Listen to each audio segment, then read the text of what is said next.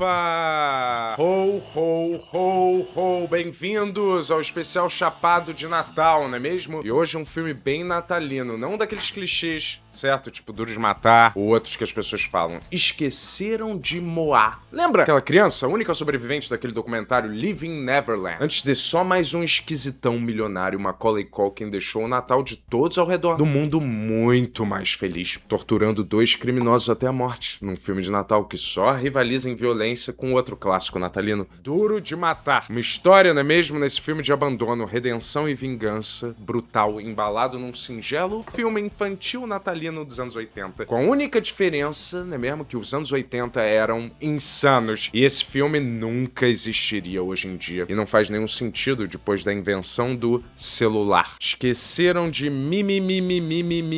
Lembra desse desenho horroroso? Fudente. Gosta de violência extrema em filme? Claro, não é mesmo? Tu gosta de Natal?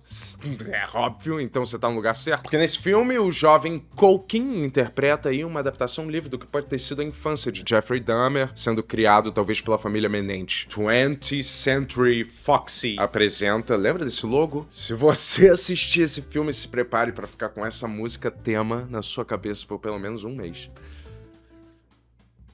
Que agora eu esqueci.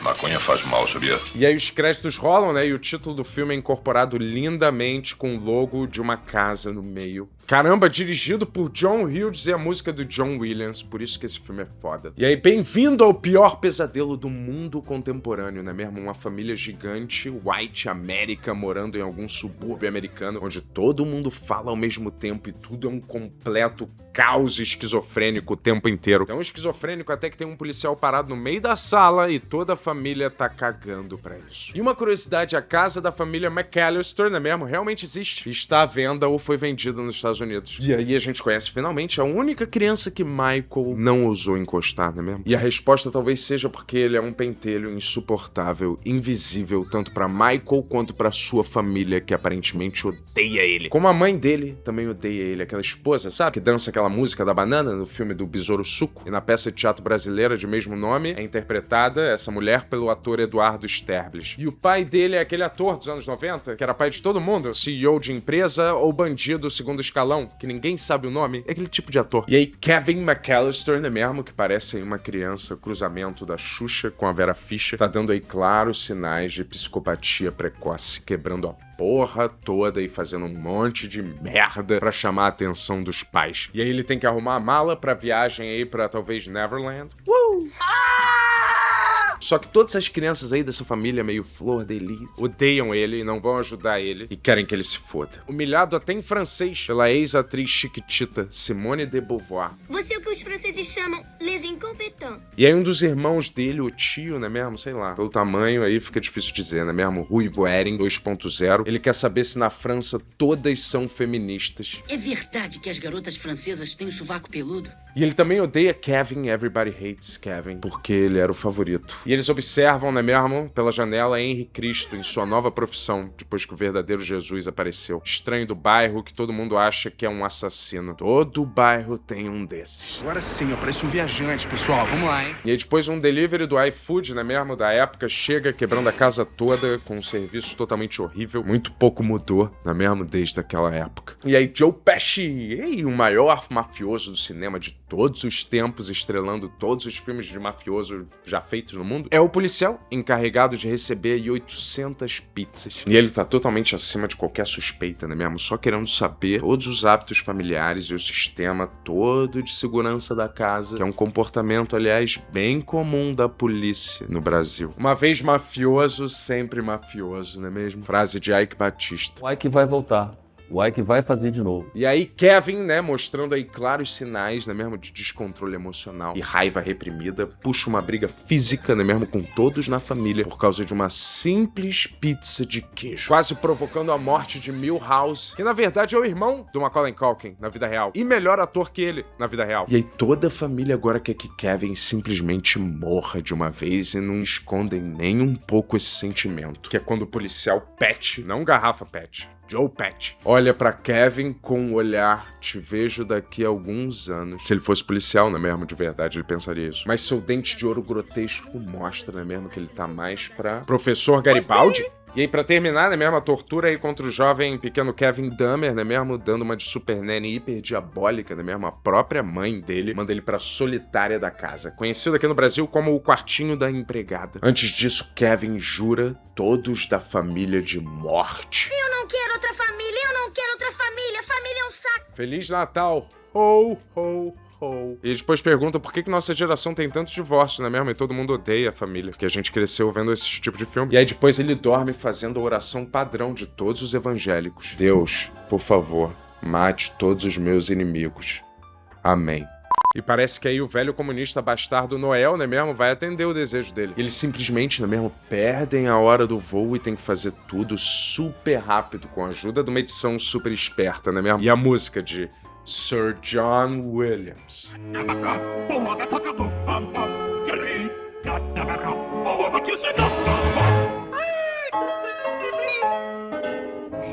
E obviamente, na pressa, né mesmo, eles esqueceram a ovelha negra da família em casa, o garoto loiro Kevin. E até esse ponto, tudo poderia ser resolvido pela existência, né mesmo, de um iPhone. A pane elétrica, desligando os alarmes todos, linha de telefone cortada, na casa.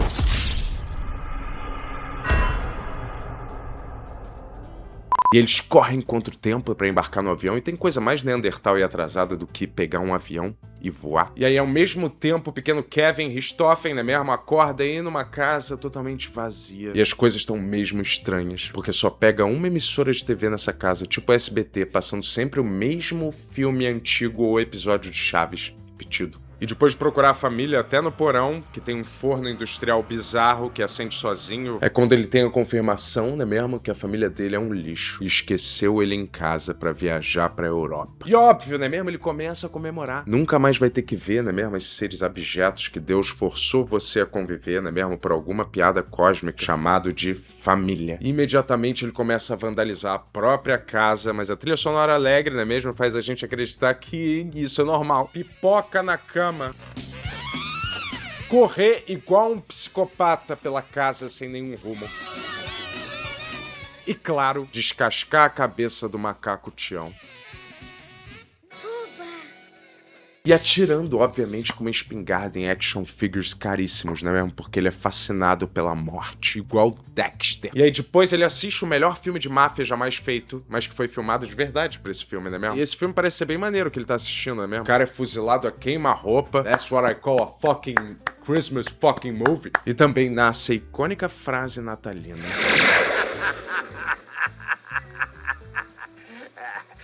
Fique com o troco, seu animal. E aí a mãe de Kevin, Dona Narcisa, com menos expressões faciais, né mesmo? Percebe do nada que esqueceu o filho em casa. Eu vou te falar, antes não rolou dela perceber? Quando a passagem de avião dele não foi utilizada? Mas, beleza. E aí, enquanto isso, Kevin Dahmer, né mesmo, continua aí fazendo coisas pra vandalizar sua própria casa, em vez de pedir ajuda pra algum vizinho, talvez. Mas dá pra perceber que ele tá fazendo isso pra viralizar no TikTok daqui a 30 anos. E enquanto isso, no avião, né mesmo, a família chega à conclusão que todos eles são lixo como seres humanos. E aí vemos aí que Joe Pesci, na verdade, é um bandido, estudando casas, né mesmo, pra roubar no Natal. E pra deixar os roubos mais engraçados, ele contratou Diogo Defante como seu parceiro no crime. E de cara os dois miram na casa de Kevin, né mesmo, que tá vivendo aí como qualquer homem solteiro de 40 anos divorciado. Um verdadeiro lixo dentro de casa. Quando rapidamente Kevin engana todos esses vagabundos, né mesmo, ligando a luz de casa e fazendo eles acreditarem que a Enel não é totalmente podre e a luz ainda funciona lá. E aí os dois bandidos acabam fugindo porque eles acham automaticamente que tem gente ainda em casa. Enquanto isso, no aeroporto, a família com o melhor cardio do showbiz corre contra o tempo pra salvar o filho que eles trataram como merda durante todo o tempo. E a música é show. Com vocês,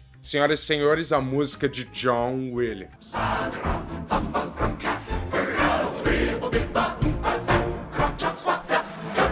Em mais um momento do filme que seria resolvido pela existência do iPhone, não é mesmo? Eles tentam fazer uma ligação em um orelhão. Pra entender o que é um orelhão, assista o vídeo Um Dia de Fúria aqui no canal. E aí Kevin decide que é o homem da casa e anuncia pro mundo o que ele acha do seu melhor amigo Michael. Estão me ouvindo? Eu não tenho medo! Mas aí Henry Cristo, né mesmo, aparece do nada, botando medo de Deus nele, né mesmo? Expressão americana que eu usei aqui não faz nenhum sentido. E aí Narcisa, né mesmo, pede aí ajuda pra polícia, mas os porcos fardados, né mesmo, estão tão preocupados em comer rosquinha e fazerem porra nenhuma pra ajudar. E eles acabam só mandando um cop, né mesmo, único na casa, mas o pequeno Kevin aí não quer ter nada a ver com a polícia também. E aí provando que essa família simplesmente não presta, né mesmo, todos continuam sem nenhum problema a viagem deles na França e deixam a mãe voltar sozinha pra resolver o caso de negligência e abandono familiar. Depois disso aí, nosso querido McAllister Dahmer, né mesmo, cria mais um meme pro futuro. Esse meme, aliás, é o que sempre acontece quando eu dou uma olhada no novo número de seguidores de Chapado Crítico.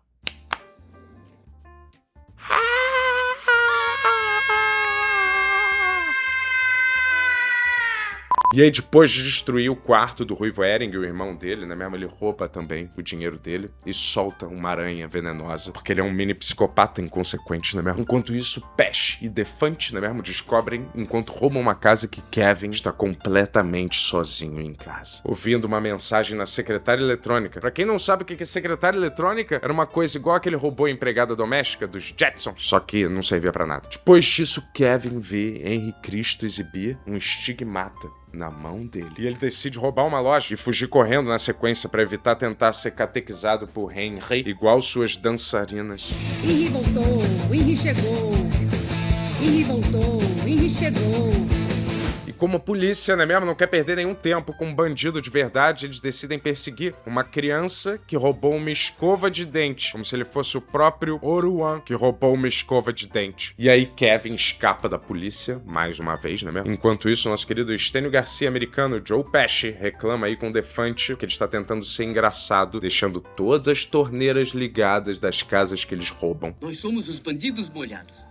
Você é maluco, cara. E aí, num momento super Pulp Fiction, quase atropelam a pessoa que irá tirar a vida deles no futuro. E eles decidem terminar o serviço e atropelar Kevin, crime que no Brasil renderia aos dois 34 horas de cadeia. E aí Kevin acaba percebendo, certo, que ele tá na merda ao quadrado, abandonado pela família, perseguido pela polícia e perseguido por bandidos. E decide, obviamente, como todo mundo que tá na merda, se converter e virar evangélico, assim como todo mundo que se fode sempre faz. E aí no dia seguinte ele finge dar uma festona, né, na sua própria casa, criando aí uma estrutura tão elaborada e complexa de festa falsa merda, que faria inveja até ao próprio latino, pra tentar enganar a dupla mais burra do crime desde os irmãos Cravinho. E aí na França, né mesmo, a família se sente em casa, se comportando como porcos mau caráteres, né mesmo? E vagabundeando, comendo um monte de merda processada. E aí sem nada pra fazer e sofrendo aí de vários sérios problemas mentais, né mesmo? Kevin decide torturar uma vítima aleatória. Um simples entregador de pizza, fazendo ele acreditar que ele está entregando pizza pra algum lunático com uma arma. Basicamente prevendo o futuro, igual os Simpsons, né mesmo, dos deliveries de comida. O vídeo mostra o exato momento em que o policial penal dispara e acerta o pé do entregador. E aí depois a pior mãe do mundo, né mesmo, tenta trocar de passagem pra ir pra casa, né mesmo, com o cientista Einstein e sua esposa, Dolores Einstein. E parece que construir uma bomba nuclear não é seu único ponto fraco não, hein, Einstein? Mães trocando de passagem por brincos e relógios em um aeroporto também. E ela consegue finalmente trocar essa passagem aí. E aí depois Kevin vai no supermercado e tem que lidar com a dura realidade da recessão. Até a caixa de supermercado estranha o poder de compra que ele tem, graças ao dinheiro que ele roubou. Porque o tarifaço foi um tiro no pé do americano. E aí depois deixando claro pro público que ele tá aí descendo numa espiral de insanidade infantil, né mesmo? Ele conversa com um forno gigante que ele vê como uma ameaça. Cala essa boca. Depois Kevin, né mesmo, consegue enganar Defante, que tá aí prestes a invadir a casa, botando seu filme de máfia preferido pra rodar. E ele é tão burro que ele acha que é uma discussão real e não a TV ligada, porque ele é um completo imbecil. Só que dessa vez Kevin Dahmer vai subir um nível de insanidade pra 1000 e usar explosivos reais. Sabe aquele tipo de explosivo que reproduz o som exato de metralhadoras? Sabe esse? Nem eu, porque não existe. Fazendo Defante literalmente cagar nas suas calças. Fique com o tronco, seu animal. Enquanto isso, a mãe do ano, o ano que esqueci meu filho em casa, encontra o ator John Candy, o Leandro Hassum americano, com a única diferença que ele é engraçado e tá morto. Lembra de Jamaica abaixo de zero? Antes só do que mal acompanhado? Entre milhares de outros. Tem um documentário maneiríssimo sobre a vida dele no Prime, eu não sou de fazer anúncio não, mas... E aqui ele interpreta o líder do grupo, Legendários, e quebrando todas as diretrizes e ensinamentos do grupo, Legendários, ele resolve ajudar uma mulher E ele oferece uma carona de carro pra ela, porque não tem avião pra ir, certo? O único preço que ela vai ter que pagar é ouvir o stand-up do Tiro Lipa durante toda a viagem. E Pesci, usando anos de experiência em milhares de filmes em que ele mata pessoas como quem bebe água,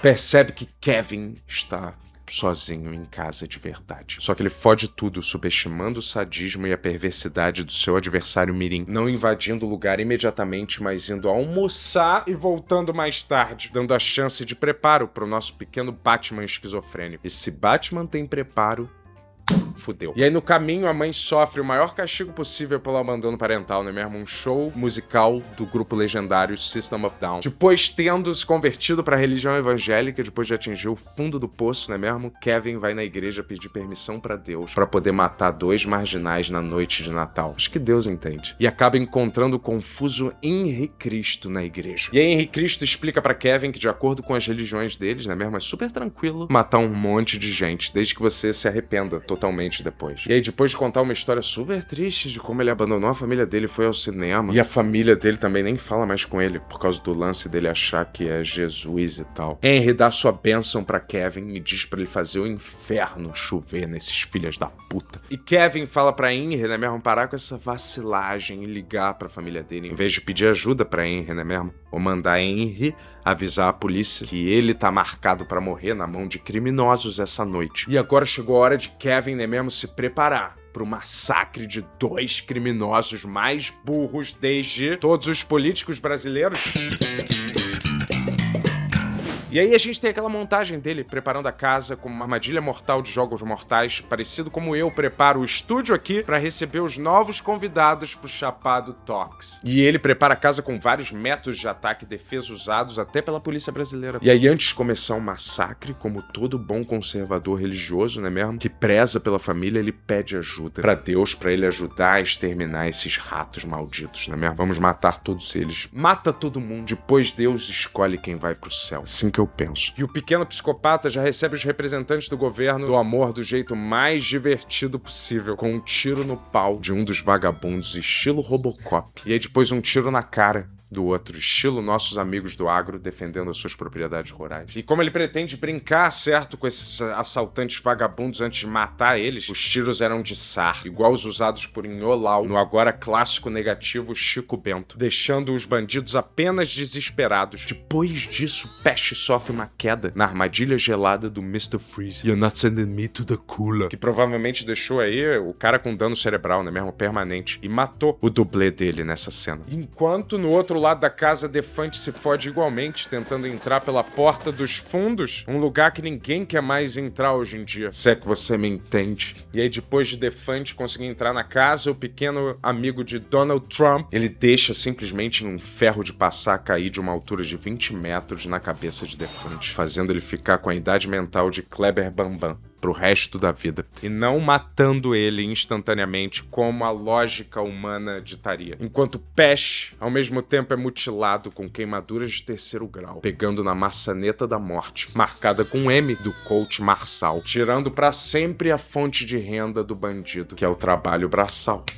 Depois Kevin obriga Defante a caminhar em cima da autêntica areia das praias de Copacabana, replicadas em uma escada, fazendo ele pisar num prego contaminado com leptospirose de pombo, assim como acontece nas praias de Copa. Depois Pesci é incinerado vivo, um lança-chamas usado por DiCaprio no filme Era Uma Vez na América, deixando o seu cérebro totalmente exposto.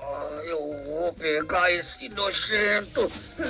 E agora que os dois, né mesmo, bandidos estão quase mortos, eles finalmente conseguem entrar na casa, né mesmo? Só pra cair no velho truque da pena de galinha na cara, que pararia praticamente nenhum criminoso real de nenhuma facção nunca. Enquanto Defante pisa numa recriação dos cacos de vidro espalhados pelo chão nas ruas de São Paulo. E aí depois eles escorregam em milhões de dólares de Hot Wheels e quebram a coluna vertebral em vários lugares diferentes, pra depois só terem latas de tinta arremessadas em suas caras a 100 km por hora, fazendo os dois praticamente implorarem pro pequeno psicopata Kevin só matar eles logo e acabar com isso. Por favor, só me mata. Depois de deixar os dois meliantes, vítimas, não é mesmo? A palavra nunca tão bem usada quanto aqui nesse filme. Com sequelas físicas irreversíveis pro resto da vida, Kevin decide ligar pra polícia com a certeza da sua inocência. A inocência do homem branco louro de família rica. Mas não antes de usar uma aranha em defesa pra torturar os bandidos, com essa nítida exploração animal desnecessária. Sacanagem com a aranha da Luísa Mel. Depois, Kevin, né mesmo, foge pra coisa mais brasileira do mundo, uma casa na árvore, deslizando por uma recriação dos fios elétricos que energizam de forma tão segura e linda nosso belo país. E isso abre, aparentemente, um portal no tempo, que faz ele virar um homem de 30 anos de idade por alguns segundos. Parabéns pro cantor Michael Bublé.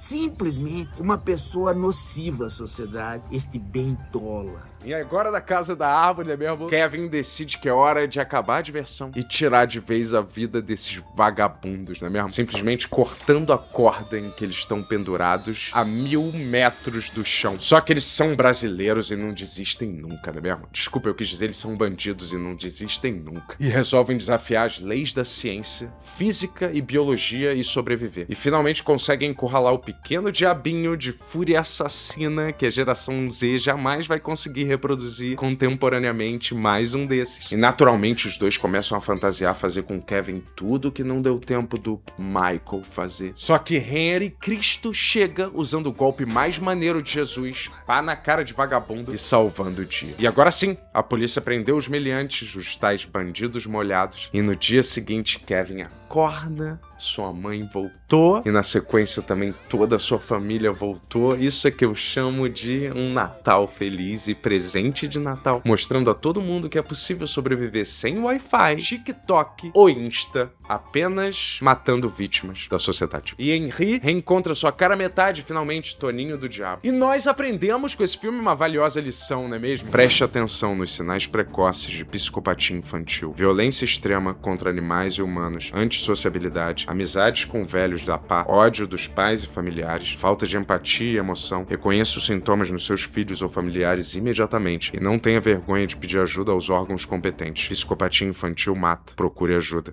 Essa foi uma mensagem, certo? Do canal Chapado Crítico. Feliz Natal, galera! Melhor filme natalino de todos os tempos. Só nesse meio tempo, esses dois bandidos já sofreram mais que todos os detentos de Tremembé combinados, não é mesmo? Eu vou te falar, esse filme é parabéns, ótimo. Eu adorei revê-lo. Talvez um dos melhores filmes de Natal de todos os tempos. E filmes simplesmente também. Faz você se sentir bem por dentro. É meio imoral, tem violência extrema contra vagabundos assaltantes, negligência parental, uma criança nitidamente psicopata, pais ausentes, a redenção de um velho esquisito. Tudo que o Natal representa pra mim, certo? Eu acho que é aquele filme natalino que faz você se sentir, não é mesmo? Renovado pro ano que vem, certo? Que além de ter todas essas coisas, é super engraçado, leve e divertido. E ainda conta com a trilha sonora excelente de John Williams. Parabéns!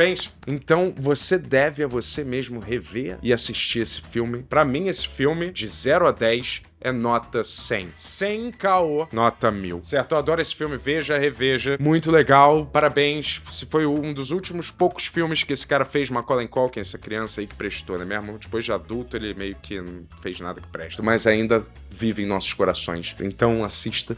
E compartilhe, curta o canal, né mesmo? Tenha um Feliz Natal. Não faça nada que foi feito no filme no seu Natal. E talvez você vire membro. Dê esse presente de Natal pro velho chapado aqui. Se torne um membro, compartilhe, like, hype. E a gente vê você daqui a um ano. Exatamente. No ano que vem. Feliz Natal. Ho, ho, ho. Agora eu vou pegar decorar com essas bolas de Natal. Eu adoro bolas de Natal, cara. Eu adoro passar elas na cara.